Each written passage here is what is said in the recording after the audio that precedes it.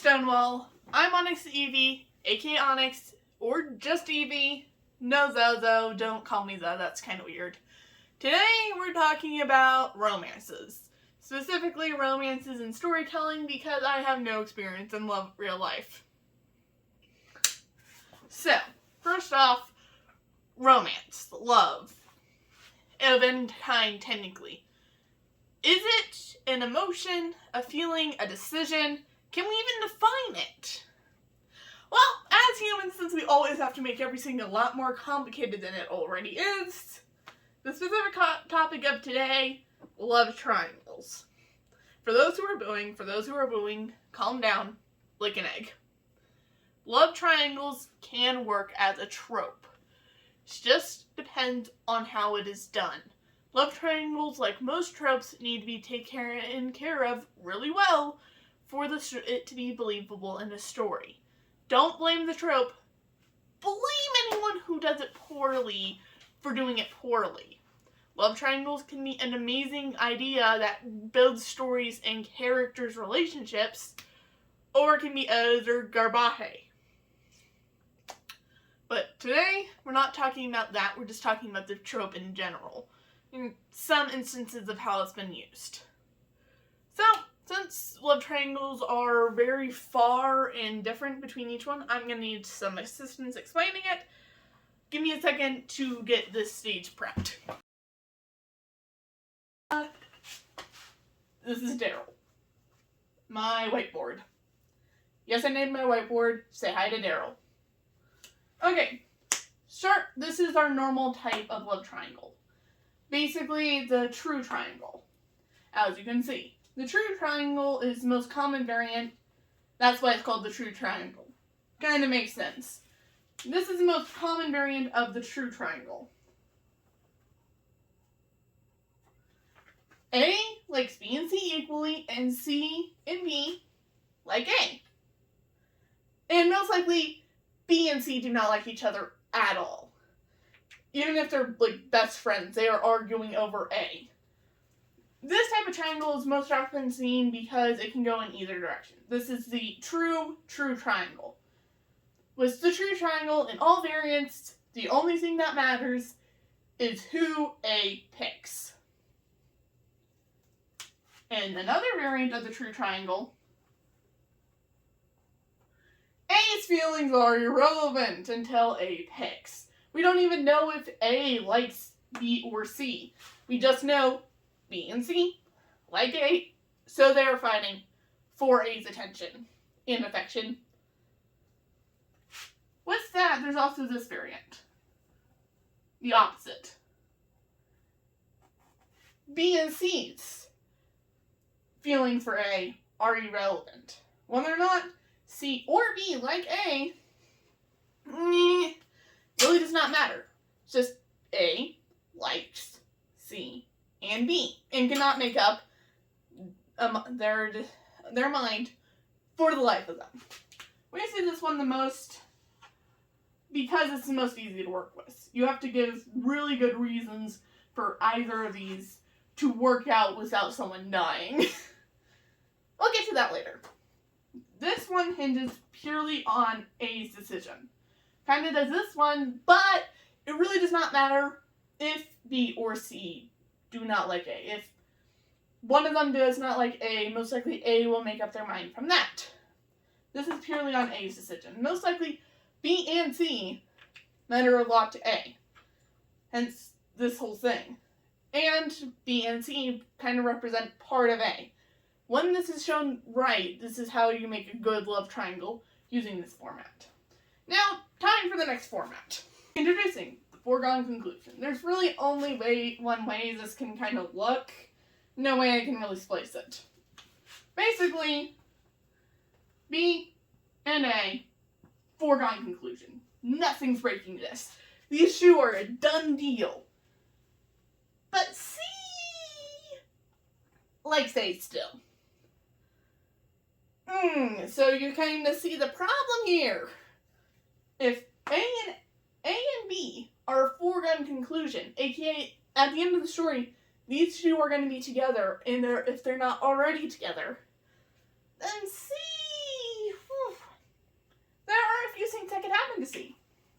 C could accept A's happiness and find another romance partner in the side character called D. Happy ending for everyone. Or ignore D. D does not exist. Sorry, D. Or C could be evil.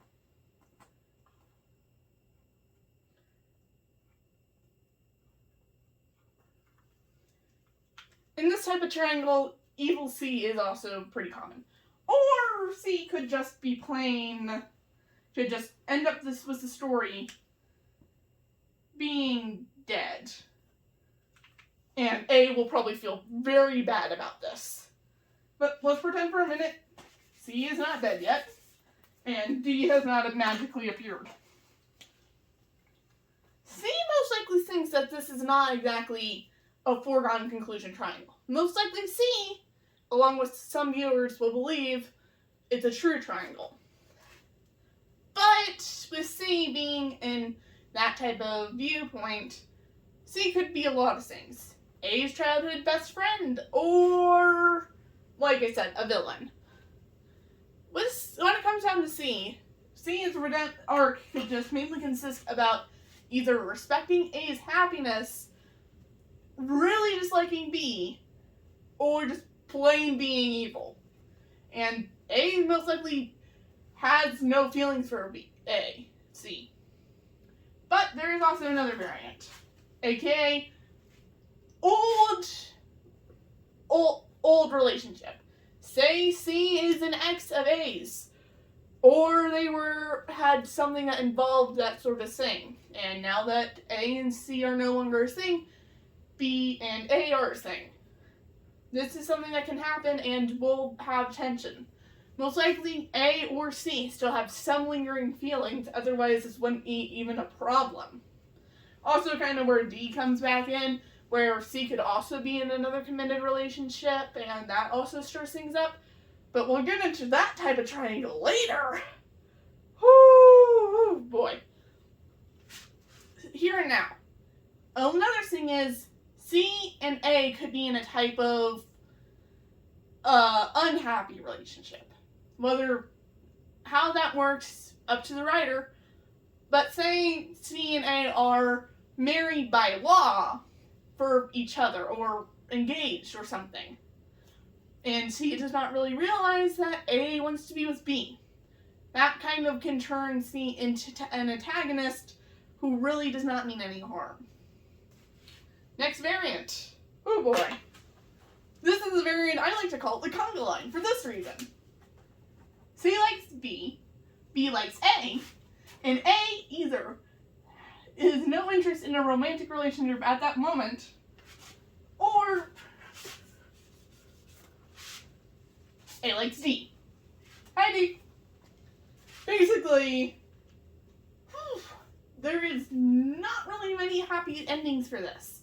Because most likely in this one, the only way for all of these guys to be happy is A, not have any prerequisite relationship here, and A and B getting together, and C dying, becoming evil, or getting their own relationship with character E.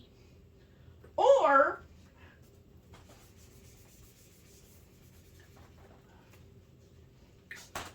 A and D does exist, yay! And B turns around and finally realizes that C likes him.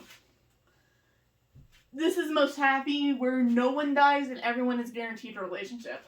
This is not exactly most common because it's hard to make sure that it's believable that B loses feelings for A and then gets feelings for C. It can be done, for example, in Shakespeare's Midsummer Night's Dream.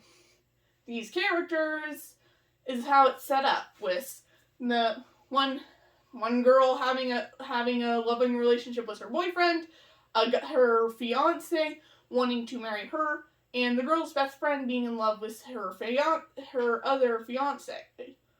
I explained that really poorly, just read the play, it's goofy. But this is how that one ends, with B falling in love with C and giving up feelings for A, so A and B can be happy. Yay! Another way this can go is, well, deaths. If you do not want anyone to be happy, killing off the characters is always a good solution. On to the next.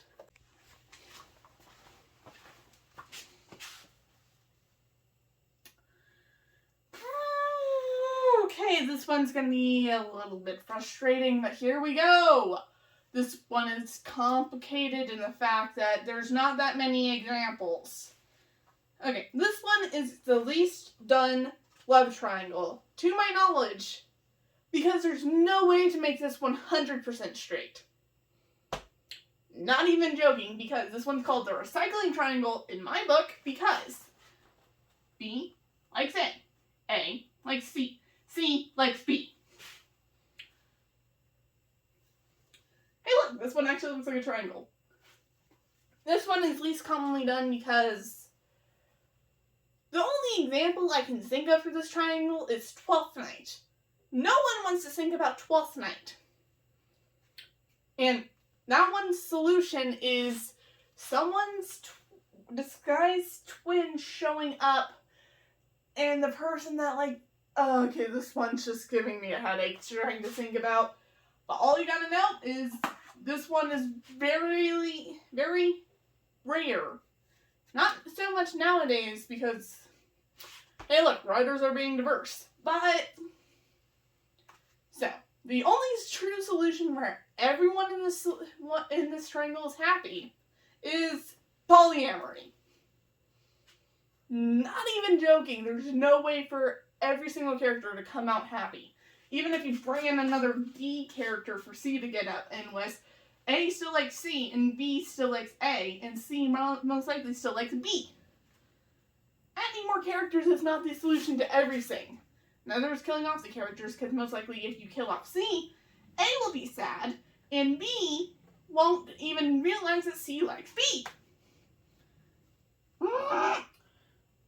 Once again, the only solution here is polyamory, and most likely the characters won't even think about that. That's all I have to say about this one.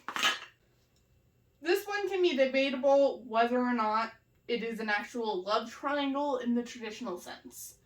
And this one's kind of fun to play around with, since it's kind of related to the last one, but not really.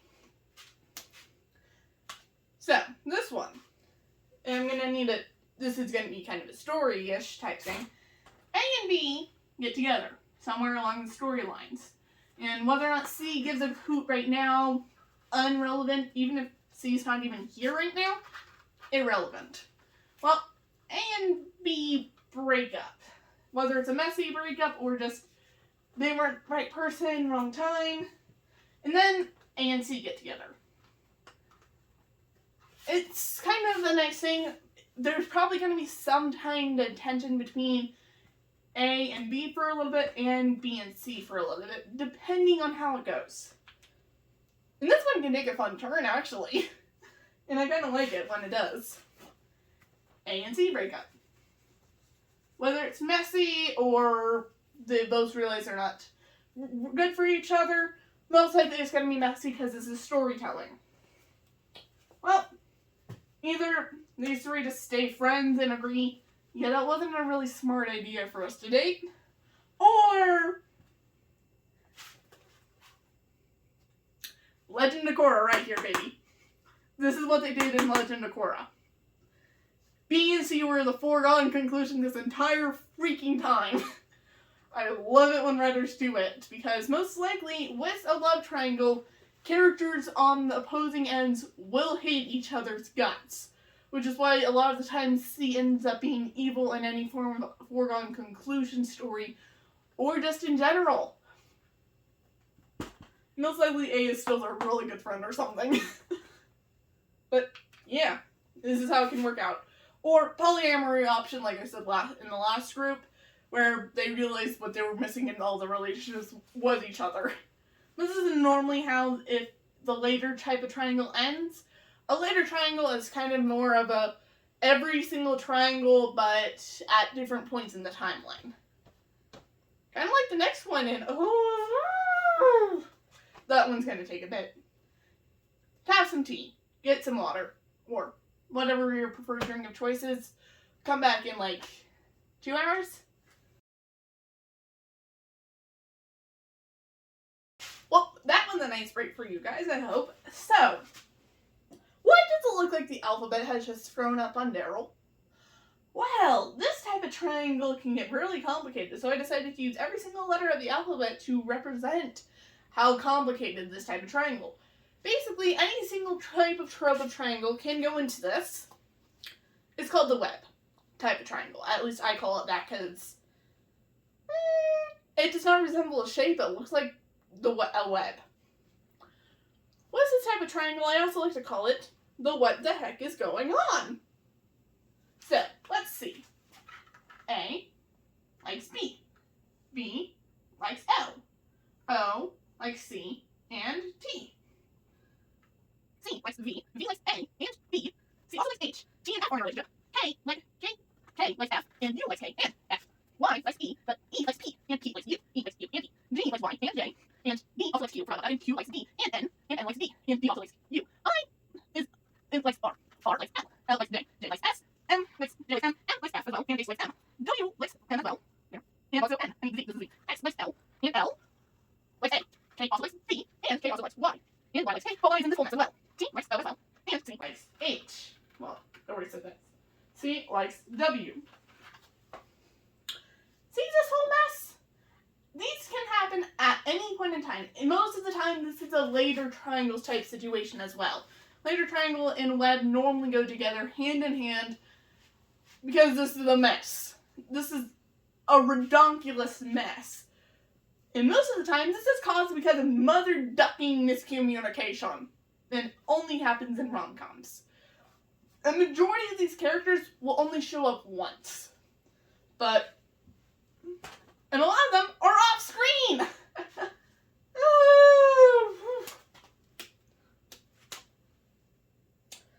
This is a chaotic brunch of a mess. And there is no way for a web triangle to end 100% happily. Because half of these guys are either villains or anti-heroes, and the other half are either heroes or anti-villains. And anyone that's not in either one of those groups is just a side character who's most likely going to die.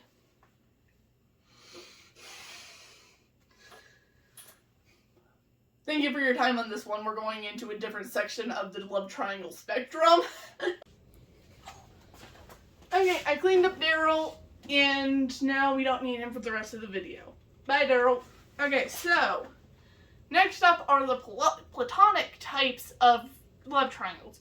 Platonic types of love triangles can either have one character relationship dynamic just being plain platonic. There's nothing romantic going on in there. This is where the miscommunication type of love triangle happens, which mainly happens in an idiot plot. Where basically any characters in a normal love triangle situation with A get jealous of A and E's relationship. And there's a good chance that E is just there. A and E are just best friends or even siblings. Dang, that's weird if that happens. But other than that, it can also happen with a type of, it's a friend group type love triangle. Two friends want to be called the best friend to one character, and that character just wants to vibe with their two best friends without their best friends fighting. This is not this happens a lot more recently, but not exactly a lot, because it's not really considered a love triangle if it's not for relationship tensions. Along with it, this is where a lot of speedrunning mock triangles happens, or a lot of speedrunning basically getting A, B, and C not to hate each other, where a new character E pops up, and A, B, and C get jealous of E and A's relationship. This does happen where it's just revealed at the end of the episode or chapter that this happens in, where E is either a cousin of A's or just not A's type, or A and E are just childhood best friends, or any combination of that. Most likely the platonic triangle in this format where it's kind of disrupting a normal relationship of a triangle. But there's also a different type, the third wheeling triangle. Basically, this normally happens in types of shows where we're just waiting for the main character and his love interest. Well, and doesn't matter the gender of the main character, but the third wheel character just is getting involved in basically anything just as it's paid for laughs. The third wheel is not there for any type of tension other than just suspense. Most likely the third wheel character is not even acknowledging that they're doing this. They're just third wheeling it. Hey, this is going to even happen when the main character is not even involved in the love triangle. This is basically what happens in the... Harry Potter is the third wheel of his own series. I'm sorry, it's true. Ron and Hermione had basically had romantic tension since, depending on who you ask, book 1 or book 4. And Harry's just been in the middle of it. It takes a special type of character to be the third wheel in their own story. Okay. And then there's also a different type, which this kind of also plays into the later triangle, where it's just basically past romance competing with the present romance.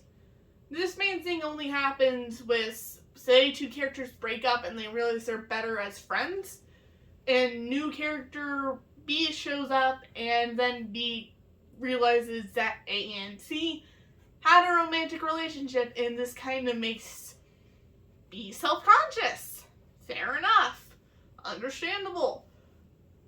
But that's not really a love triangle-ish. Platonic triangles are a type of love, yes, but that's what not most people think about. I can see this as an interesting play on the old trope. The characters aren't fighting for a character's actual love romantically, just friends. Who's the better friend? These can be really interesting. Well, that's it for today, Stonewall. I hope to see you in the next one. Tell me what you want to see more of, and roast me as much as you will about how I handled explaining this. I explained it in a way that I can understand, and I hope you follow. If you have any questions about it, just write it in the comments. I hope you come back and watch some more of my other stuff. I am really starting to, well, I'm going to say starting to get the hang of this, but I'm really not. I'm getting the hang of this YouTube thing a little bit. I'm still figuring it out. We're learning together! Yay! But, question of the day. What is your favorite type of love triangle? And do you have a favorite love triangle you have been a part that you have seen in the series? Well, if that's it, thank you all for watching. Catch you in the next one.